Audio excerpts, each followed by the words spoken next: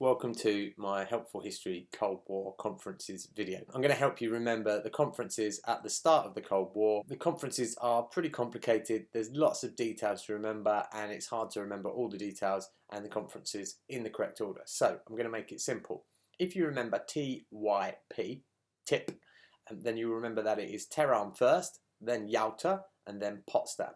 Why have I chosen TIP? The conferences are a tipping point in the Cold War. Things really change after each conference. So they're a tipping point in relations between the Soviet Union and the West. So the first conference we need to remember is Tehran. Okay, where is Tehran? It's in Iran.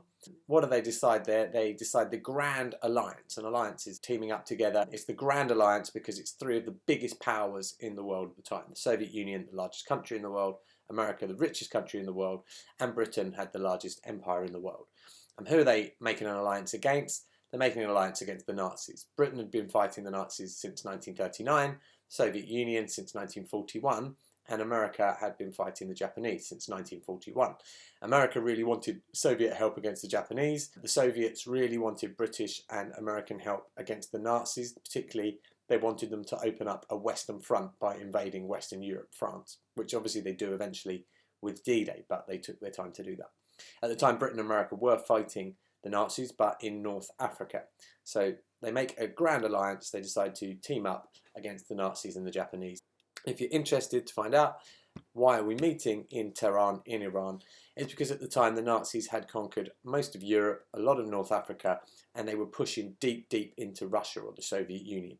And as you can see from this map, they're pushing towards the southeast of the Soviet Union, towards Iran. Had they taken that little bit of red territory and got into Iran, then they might control Iran's oil supplies, which is something the British and the Soviets definitely didn't want. As you can see from this map, Britain ruled a lot of the Middle East as part of its empire at the time, and so they decided to stop them. Back in 1941, Britain invaded from the west and the Soviet Union from the northeast, and they took control of Tehran as a buffer zone to stop the Nazis getting Iranian oil. That's why Iran was important, and that's why they met there. Now, after the conference at Tehran, they start to win. The Russians, by that point, had already pushed the Nazis back in 1943 to that first line you can see on the map, and they really start to push the Nazis back. So that brings us on to our second conference, TYP, the Yalta Conference. If you see at the bottom of that Soviet advance, you'll see they've moved into the Crimea Peninsula, and that is where you will find Yalta. So the next conference, they meet at Yalta in February 1945. So first thing we need to remember for this is YALTA, Yalta. So it starts with Y. Yes, we're winning. The Allies are fighting from the west, the Red Army from the east, and as you can see, they are pushing the Nazis back. So that shows that the alliance is working, and then the next letter is the L. Stalin promises free elections. So as they meet up, America and Britain both are democracies, and they say that as the Soviet Union advances, those countries that they are pushing through, they need to give them free and fair elections to choose their own form of government. And Stalin says, yeah, sure, I will definitely do that. He says that because he wants to keep the alliance working, but Stalin probably had no intention of doing that because the Soviet Union is a one-party state, didn't hold elections, didn't believe in free democratic elections. So the T of Yalta is territory. Churchill and Stalin made a percentages deal. Now this doesn't really happen at Yalta, it happens in 1944 at a different meeting, but if you're doing the Cold War course in the UK, you don't need to know about that other meeting, so let's just say it happened at Yalta. Churchill wrote on a piece of paper the names of some countries, for example Romania and Greece, and then he scribbled on that piece of paper during a meeting with Stalin, Romania, Russia, 90% influence, UK, US, 10% influence. Then he wrote Greece, and he wrote Great Britain, 90% influence, and Russia, 10% influence. He went through some of those other countries the Soviets would be advancing through, did the same thing. And Stalin leaned over and just put a big tick on the piece of paper, which both leaders took as a deal about who would have spheres of influence or power in those countries after the war. The last letter of Yalta is A, so you need to remember alone. This is about the relationships between the leaders. Churchill felt slightly isolated at Yalta because FDR and Stalin were getting along pretty well. FDR was slightly mistrustful of Churchill because he was the leader of the largest empire in the world, and for example in India, FDR didn't really believe Churchill would hold free and fair elections, and Stalin was mistrustful of the other two in general, but he had a better personal relationship with Franklin D. Roosevelt at the time. So A alone. So you remember YALTA, and you remember the important things that happened at the Yalta Conference. Yes, we're winning. Alliance is working. Stalin's lying about elections. Territory, Churchill and Stalin make a percentages deal, and Churchill felt slightly isolated and alone. So the next thing we need to remember is that during the Yalta Conference, the Soviet Union was right on the borders of Germany and pushed deep into Eastern Europe, and that's why they were making those percentages deals. Churchill had actually planned or hoped that the UK and US could invade the Nazis through southeastern Europe to kind of cut off the Soviet advance, so that after the war they would have more influence there. And FDR had agreed with Stalin that actually they would invade from the west, and this left Stalin to have a lot more power in Eastern Europe in the post-war period. What we also need to remember is that the Soviet Union did help the USSR in the war in Asia. So Japan was also a huge part of this war. They've taken over huge swathes of China and Southeast Asia and Korea. And as you can see from this map, by the time we're at 1945 in Yalta, they've been pushed back. The US is pushing up from the south, from the Philippines, and the Soviet Union is starting to push down from the north. So that alliance is working. The next conference you need to remember is Potsdam, TYP, tipping point, tip, P, Potsdam. Potsdam is July 1945, just a few months after the Yalta Conference, but lots has changed. First thing we need to remember is P, Potsdam. The President and Prime Minister of America and Britain have changed. Truman has taken over because Franklin D. Roosevelt died. He died naturally. And in Britain, Clement Attlee has taken over because Churchill lost the 1945 election. Britain being a democratic country did hold an election immediately that the war was finished, and a bit of a shock that Churchill lost in favour of Clement Attlee. So we've got two new leaders.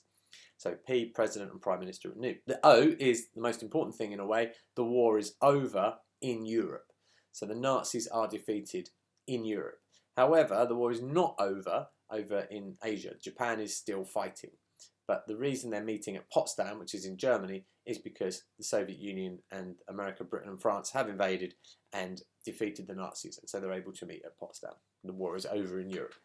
Next letter, T, Potsdam. So T is Truman. Truman tells Stalin that he has got a weapon of extreme destructive force. It doesn't actually say a nuclear bomb, but Stalin knows exactly what he's got because Stalin's spies have already told him that. But the fact that the new US president is telling Stalin this when they're supposed to be allies doesn't do a great deal for their relationship. It makes Stalin a little bit mistrustful. It also makes Stalin jealous because he hasn't got a nuclear bomb yet, and also worried because he knows that makes America a more powerful military force than the Soviet Union itself.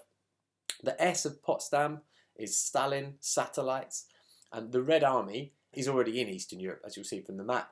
And actually, by 1945, by July, Albania and Romania are already communist countries, so they haven't had free and fair elections.